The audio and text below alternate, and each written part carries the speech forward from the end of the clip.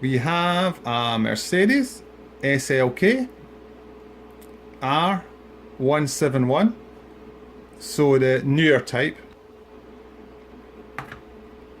A little stripped down video for you. First, take a note of the position of the hands of the clock. The reason for that is we're going to have to refit them in the same position. So pull the top hand off first, and then the bottom. That's a bit tighter. Now the top hand has two parts.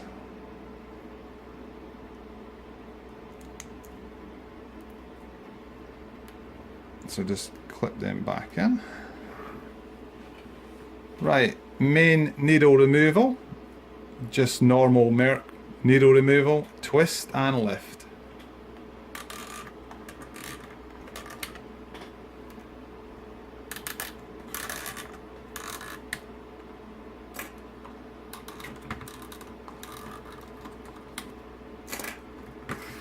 Okay. Turn her over. Right. We need to release the ribbon cables.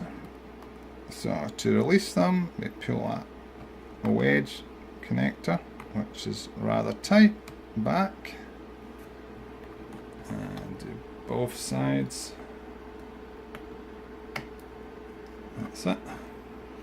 Now we want to just pull them out and sort of fold them under the board. So pull it out under the board. Right, to release the front cover, unclip these catches. We want to keep that catch and that catch in place as they hold the glass panels in.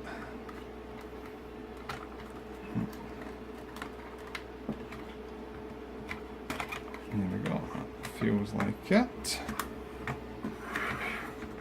Yep. Now we can get to the screens. Now this one is the one that generally goes faulty. You get a spider web effect on it.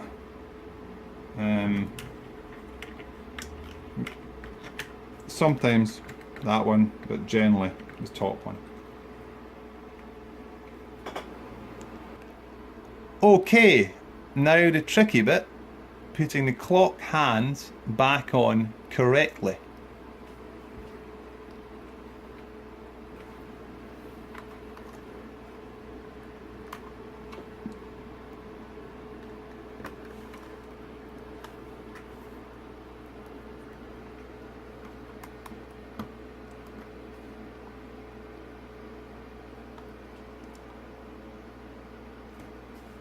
Okay, now I took them off at the 12 o'clock position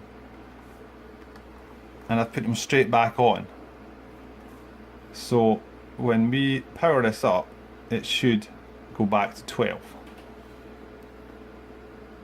Now once I power it up, you will see the mileage flash up just for a few seconds, and you'll see the displays working.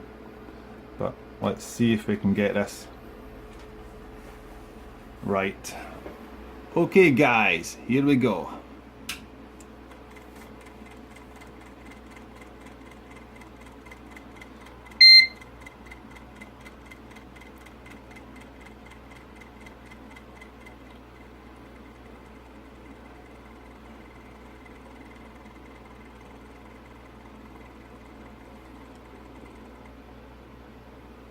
Not bad, not bad at all. About 1 minute out. Good enough for me. Okay, as you can see, all the screens are all working as they should. everything's all good.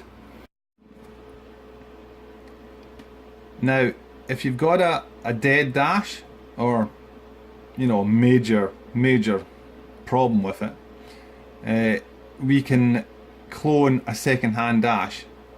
So if you can get your hands on a used SLK dash, we can take the data off the original one and put it on the replacement one, and it will work perfectly well on your car. So thanks for watching, and everyone have a good day.